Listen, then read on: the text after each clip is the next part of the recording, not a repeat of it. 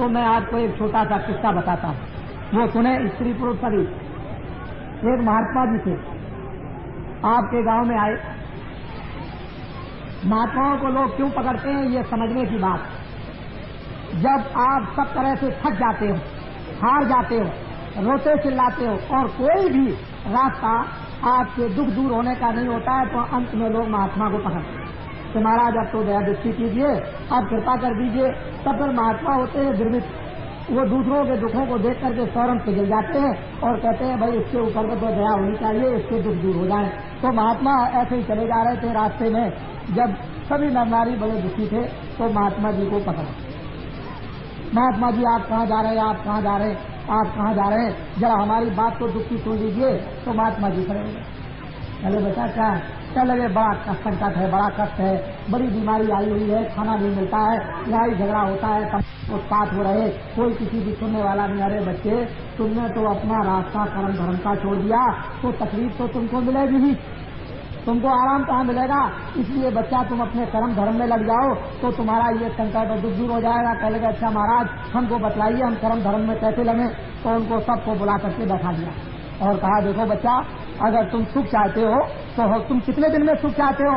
कह लगे महाराज हम तो आज ही सुख चाहते हैं। अरे बच्चा, एक दिन में तो तुमने पाप किया नहीं।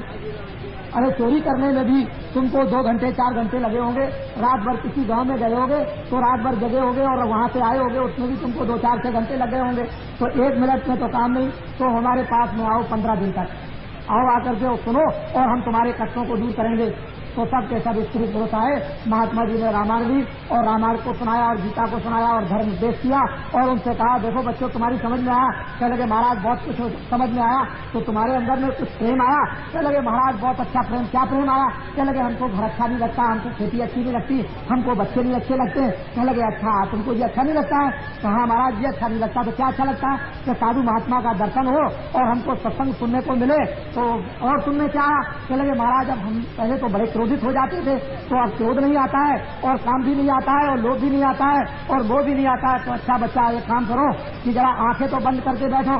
तो आंख बंद करके जब बैठे तो सामने परमात्मा का एक दीपक जलता हुआ, जैसे मंदिर में दीपक जलता है उजाला होता है, ऐसे ही मनुष्य रूपी मंदिर में एक दीपक जलता हुआ दिखाई दिया। लोग बड़े प्रसन्न हुए, महाराज उजाला हो गया, प्रकाश हो गया, एकदम से अंधेरा दूर हो गया। चले गए अरे बच्चा इसी को तो कहते हैं अज्ञान का, अज्ञान की रात्रि को खत्म करो और ज्ञान के दीपक को एक मनुष्य रूपी मकान में जलाओ। जैसे मीरा ने जलाया था, कबीर ने जलाया, तुलसीदास ने जलाया, इसी तरह से तो इस दीपक इस मनुष्य रूपी मंदिर में दीपक जल रहा जो तुमने बुझा दिया, जिसके बुझने से काम क्रोध लोभ मोह अहंकार ये तमाम तृष्णाएं विषय वासनाएं तुमने आ गई। अब तो तुमको मालूम हुआ उसमें कितनी बड़ी मस्ती है।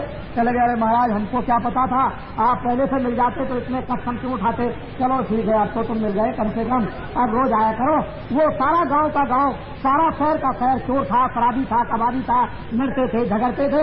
महात्मा जी ने 1 महीने में बैठाल करके सबको शांत कर दिया और प्रेम से रहने लगे। कोई किसी की चोरी नहीं करता है, कोई झूठ नहीं बोलता, धोखा नहीं देता, कोई लड़ाई नहीं करता है। स्वर्ग जैसा शहर बन गया, स्वर्ग जैसे मनुष्य बन गए, जैसे देवता रहते हैं उस तरह से। तो महात्माओं के सत्संग से क्या होता है, दर्शन से क्या होता है, उनकी सेवा से क्या होता है, लोग इसको समझते नहीं कि महात्माओं के अंदर और बाहर क्या चीज रहती है। वो उनके पास में संसारी धन नहीं, लेकिन संसारी धन भी है और परमार्थ का भी धन, ईश्वरी धन भी है उनके पास, आत्माओं का धन भी है, शरीर की रक्षा का भी धन है और बुद्धि का भी ज्ञान है और आत्मा का भी ज्ञान है। ये सब कुछ धन उनके पास लोग परलोक के रहते हैं। जब लोग उनके पास जाते हैं तो सब कुछ चीजें प्राप्त करते हैं और जब उनको चीजें प्राप्त होती हैं तो शरीर भी प्रसन्न हो गया, शरीर भी निरोगी हो गया। तो शरीर जब निरोगी रहेगा तो भगवान का भी भजन होगा, शरीर रोगी रहेगा तो भगवान का भी भजन नहीं। तो महात्मा के दर्शन करने से, सेवा करने से, सत्संग के सुनने से क्या चेतना आती है, क्या जागृति आती है, क्या पाप करते हैं, किस तरह की मलिनता दूर की तरह करते हैं और सबके ऊपर में किस तरह की दया की वर्षा करते हैं और उनके दुखों को किस तरह से दूर करते हैं, ये तो महात्मा ही जानते हैं। सारी सृष्टि को अपना बच्चा समझते हैं, जितने भी छोटे बड़े मनुष्य हैं उनको सबको अपना बच्चा समझते हैं और अपने बच्चों को दुखी देख करके उनका हृदय बड़ा दुखी होता है। लेकिन अब माँ बाप घर में हो और बच्चे गलत काम करते हो तो माँ बाप तो रोएंगे ही, लेकिन बच्चा भी गलत काम से रोएगा। वो भी चिल्लाएगा। अंत में जब वो बहुत रोता रोता थक जाएगा तो माता पिता के पास आता है कि हमको आप माफ कर दीजिए, अब हम गलती नहीं करेंगे कभी। तो माता पिता उसको माफ करते हैं। इसी तरह से ऋषि मुनि महात्मा राम कृष्ण कबीर रैदास तुलसीदास, मुसलमानों में मोहम्मद, ईसाइयों में ईसा मसीह, ये सब महात्मा जो थे एक तरह से माता पिता की तरह से हमारे ऊपर में रक्षा और सेवा करते थे। और इसीलिए हम उनको मानते हैं कि ये राम थे, ये कृष्ण थे, ये कबीर थे, हमारे स्वामी थे, हमारे देवता थे, हमारे महात्मा थे। इन्होंने हमारी सेवा की, हमारी रक्षा की, हमारे ऊपर में दया की। तो महात्मा हमेशा परोपकार करते हैं, उपकार भी करते हैं और परोपकार भी करते हैं। लौकिक उपकार से शरीर की बीमारियां दूर करते हैं और परोपकार से आत्मा को परमात्मा से मिला देते हैं। तो हम लोगों ने जाना आना छोड़ दिया, मिलना जुलना छोड़ दिया, उनकी बात को सुनना छोड़ दिया। आज जिधर भी जाइए चारों तरफ कोहराम मचा हुआ। तो मैं गांव वासियों से प्रार्थना करूंगा कि आप लोग कभी भी, जब कभी भी कोई महात्मा आपके यहाँ आए और आपको सत उपदेश करें, अच्छी बातें बताएं, तो गांव के आदमी 1 घंटे के लिए 2 घंटे के लिए अपने काम काज को छोड़ करके फौरन इकट्ठे हो जाया करें। और अच्छी बातें 2 भी मिले, 4 भी मिले, 10 बातें भी आपको अच्छी मिल जाए, उसको लेकर के चले जाएं आप। और एक एक बात को आज छोड़ दें। एक बुराई को आज छोड़ दिया, एक कल छोड़ दिया, एक परसों छोड़ दिया, एक चौथे दिन छोड़ दिया, तो थोड़े दिन के बाद, महीने के बाद में फिर आप देखोगे क्या होता है, क्या नहीं आपको मिलता है। लेकिन आप अगर एक एक चीज को एक एक दिन नहीं छोड़ेंगे, एक आदमी सब चीजों को एक दिन नहीं छोड़ सकता है, तो थोड़े देर के लिए काम छोड़ करके चले आए तो ये मत समझो कि मेरी खेती में नुकसान हो जाएगा, मेरे घर में कोई नुकसान हो जाएगा, मेरा कोई नुकसान हो जाएगा।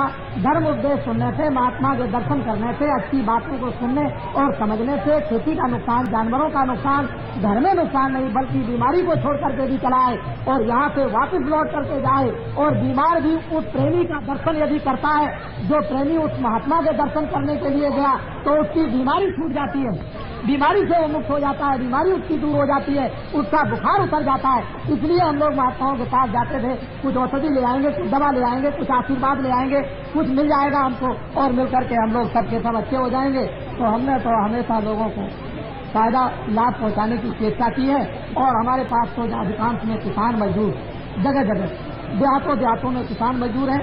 हमारे पास में शहर के आदमी बहुत कम हैं, ये आप समझ लो निश्चित जी। 2 लाख 2-2 लाख, 4-4 लाख, 5-5 लाख और 10-10 लाख आदमियों की रोज रोज जो भीड़ होती है, वो सब किसान और मजदूर हैं। और हम किसान और मजदूरों को ही चाहते हैं, हमको धनी मानी नहीं चाहिए, हमको वो मतलब ये है कि बड़े बड़े पूंजीपति नहीं चाहिए। हमको तो यही चाहिए जिनके अंदर दर्द है, जिनको दुख है, जिनको तकलीफ है, जो बीमार है, जो परेशान है, जो कामी है, जो क्रोधी है, जो चोरी में फंस गए, जो डकैती डालते हैं, झूठ बोलते हैं, शराब पीते हैं, मांस खाते हैं। हमको तो बुरे आदमियों की जरूरत है, हम उनको ठीक कर लेंगे। ये तो ठीक अपने अपने करने का रास्ता है कि हम कैसे ठीक कर लेंगे।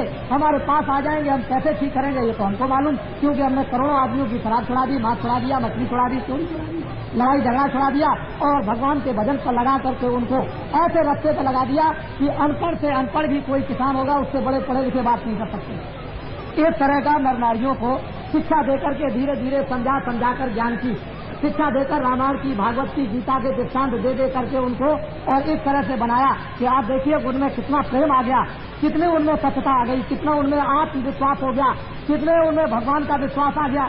ये कोई साधारण बात नहीं है, मेहनत करने से सब कुछ होता है। तो आप लोग जो है वो सबके सब अच्छे रास्ते की तरफ चलो। गांव गांव के अंदर में आप लोग अपनी अपनी मीटिंगों को बना लो और ये आपस में बैठ करके तय करो कि भाई अभी तक तो आपने ये देख लिया सब कुछ कि शराब पीते थे, चोरी करते थे, मांस खाते थे, मछली खाते थे, लेकिन शराब कोई न पिए। एक ही काम हाथ में ले लो कि हम लोग आपस में भाई शराब पीना छोड़ दो, शराब बहुत खराब चीज है, बुद्धि को नष्ट करती की बेइज्जती करता है। इसलिए एक काम को अगर आप लोग उठा लें तो 10 आदमियों का, फिर 20 आदमियों का, महीने में 50 आदमियों का, साल में 100 आदमियों का, इस तरह से 4-5 साल के अंदर में एक बुराई आपके सामने दूर होती हुई जब दिखाई देगी तो आपके अंदर विवेक आएगा और आपके अंदर सत्यता आएगी, प्रेम आएगा। तो समाज का जो ढांचा बिगड़ गया घर घर में और गांव गांव में ये बनने लगेगा। तो गीता और रामायण को भी समझ जाओगे, फिर महात्माओं के धर्म उपदेश को भी समझ जाओगे। अगर ये जीवन ठीक कर लो तो चंद दिनों में भगवान को भी आप प्राप्त कर सकते हो, थोड़े दिनों में, महीनों में और वर्षों में। क्यों कि महात्मा आ जाएंगे, सीधा रास्ता आपको बताएंगे, जमीन तैयार रहेगी, हृदय रूपी जमीन आपकी जब शुद्ध पवित्र रहेगी, महात्मा फौरन रास्ता बताएंगे, आप उस रास्ते पर बैठ जाएंगे।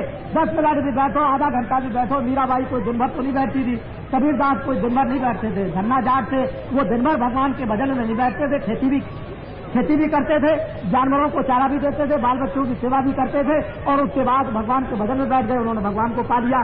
तो कहने का मतलब है काम के वक्त काम करो, सेवा के वक्त सेवा करो, खाने के वक्त में खाना खाओ, सोने के वक्त में सो, और भगवान के वक्त में भजन करो। ये नहीं कि 24 घंटे हमको एक ही काम करना है। इसीलिए तो महात्मा कहते हैं कि जिन लोगों ने ये कहा कि जंगल में छोड़ करके चले जाओ भगवान मिलेगा, उनको नहीं मिलेगा। घर में रह करके ही जंगल बना लो। ये सब मैं सेवा करता हूँ, मेरा कर्तव्य है। बच्चों की सेवा करता हूँ, स्त्री की सेवा करता हूँ, स्त्री पति की सेवा करता है, कोई भाई की सेवा करता है, कोई रिश्तेदार की सेवा करता है। ये मनुष्य का कर्तव्य है, और उस कर्तव्य का करो पालन, और उसके बाद समय बचा करके सुबह शाम जब भी मिल जाए तो भगवान का भजन करो। इसी गृहस्थ आश्रम को ही जंगल बना लो। यही खेती करते हुए, व्यवसाय करते हुए, नौकरी करते हुए, बच्चों की सेवा करते हुए, ये समझो हमारा कोई भी नहीं, हम तो अकेले आए थे, और जब जाने लगेंगे तो अकेले चले जाएंगे। इसलिए अपने कर्तव्य का पालन करो, करने के बाद भगवान का भजन कर लो, और छोड़ करके यहाँ से चल पड़ो। तो ये जब महात्मा मिलेंगे तभी सच्ची शिक्षा आपको मिलेगी, नहीं तो आपको बहुत मुश्किल है मिलना।